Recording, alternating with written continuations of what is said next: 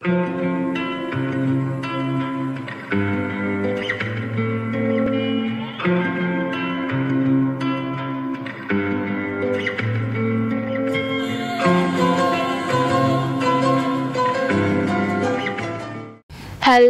Everyone, welcome back to my channel David Dreams to a new blog.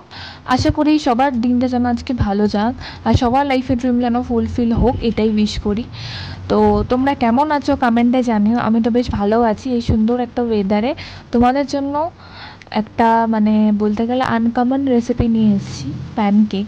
যেরকমভাবে আমি সিম্পলভাবে করি ওইভাবেই তোমাদের কাছে শেয়ার করতে চলে আসলাম স্টেপ বাই স্টেপ।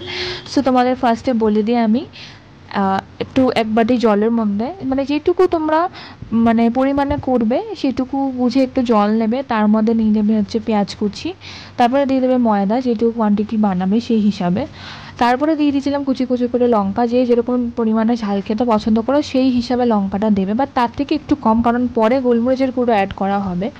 তো তারপরে দিয়ে দেবে ওর মধ্যে একটা ডিম, তারপরে ভালো করে অল্প অল্প জল দিয়ে দিয়ে মিক্স করবে।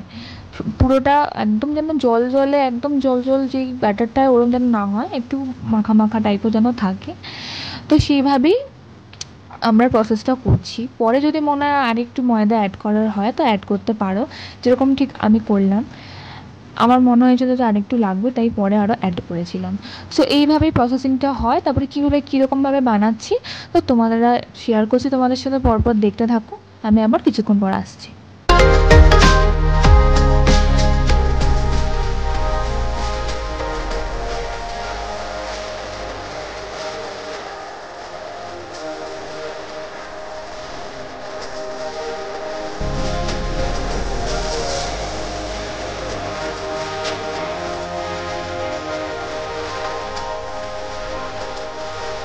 সো গাইস, ব্যাটারটা একদম রেডি, তোমরা দেখতে পেলে। লাস্টে অ্যাড করা হলো চিলি ফ্লেক্স, অরিগ্যানো আর হচ্ছে গোলমরিচের গুঁড়ো।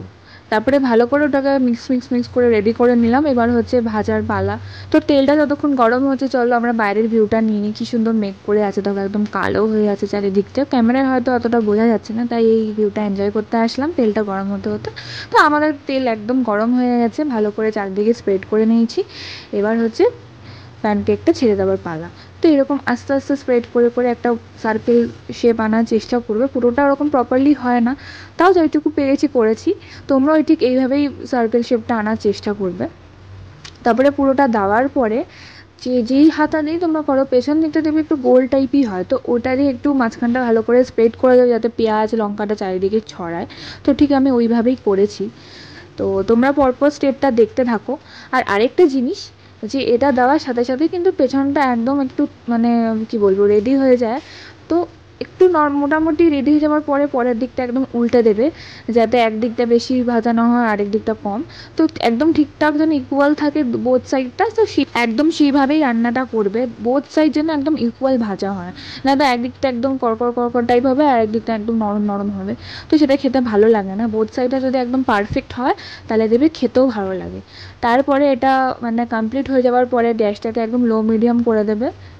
আর যখনই রান্নাটা করবে যখন এটা কুক হবে ভালো করে, তখনই এটা একদম ফুল ফ্লেমেও না একদম লো ফ্লেমেও না, মিডিয়াম ফ্লেমে রেখে করবে অলওয়েজ এটা।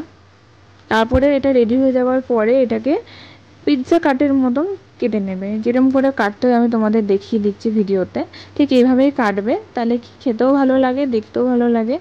যাদের কাটার আছে তারা কাটার দিয়েই কাটতে পারো, আমার নেই বলে আমি খুন্তির সাহায্যেই করলাম। তো আমাদের তো প্যানকেক রেডি, এবার ডেকোরেশনের পালা। সো চ্যানেলটাকে এখনও যারা সাবস্ক্রাইব করোনি প্লিজ সাবস্ক্রাইব করে দাও। আর আমার যারা সাবস্ক্রাইবার রয়েছেও চ্যানেলটাকে আরও সাপোর্ট করো, আরও শেয়ার করো, কমেন্ট করো কিরম কিরম কি ভিডিও দেখতে চাও। সো দেখা হচ্ছে পরের ভিডিওতে guys, see you soon, till then tata.